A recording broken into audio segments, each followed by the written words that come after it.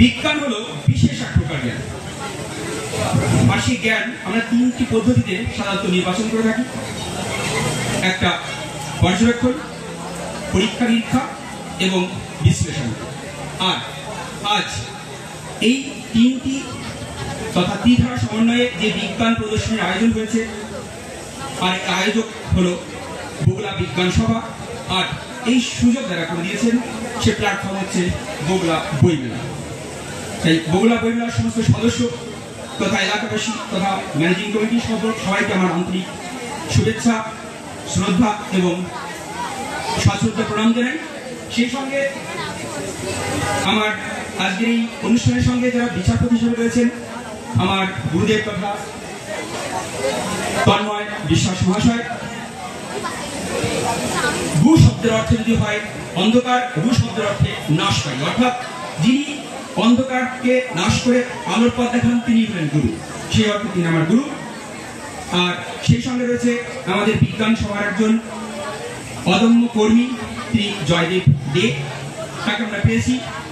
সেই সঙ্গে যারা এই সভার কর্মী, অদম্য নির্লস কর্মপ্রচেষ্টার মধ্যে দিয়ে প্রায় 1 মাস ধরে এই উদ্যোগ নিয়েছে, তাদেরকে আমার আন্তরিক ভালোবাসা জানাই। আর সবশেষে যারা এই অংশগ্রহণকারী, যাদের অংশগ্রহণে সত্যি সত্যি আজ একটা অন্য রকম পরিবেশ তৈরি হয়েছে, তাদেরকে আমার বুক ভরা ভালোবাসা জানাই।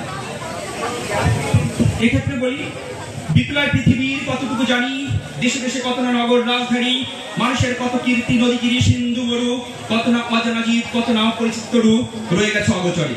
আর যা অগোচরে থেকে যায় তা জানার জন্য আমরা পদার্পণ করি বিজ্ঞানের আলোকে। বলা যেতে পারে অক্সিজেন ছাড়া যেমন প্রাণীকুলের জীবন ধারণ সম্ভব নয়, বর্তমান বিশ্বে বিজ্ঞান ছাড়া এক পা এগুলো সম্ভব নয়। আজ থেকে যদি আমরা প্রাচীন যুগে ফিরে যাই তাহলে দেখবো সেই জায়গায় আমাদের বিজ্ঞান ছিল উন্মুক্ত, যেখানে আমরা বলতে পারি ও জীবের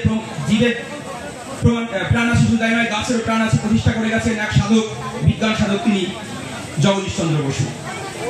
বিষম ধাতুর মিলন ঘটিয়ে আচার্য প্রফুল্ল চন্দ্র আমাদের অনেক রকম যৌগ উৎপাদন করে গেছেন।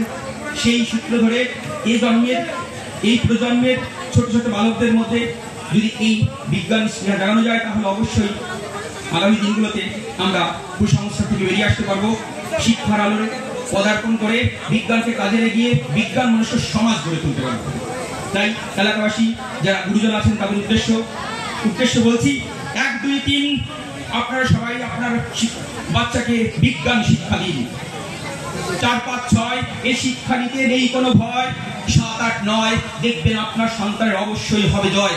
আর যারা আজ উপস্থিত বাচ্চা, তাদের উদ্দেশ্যে বলছি, 9, 10, 11, 12 তোমরা মন দিয়ে এটা শিক্ষা গ্রহণ করতে পারো, তাহলে অবশ্যই আশীর্বাদ থাকছে, তোমরা অনেক বড় হও, অনেক ভালো জায়গায় পৌঁছাও।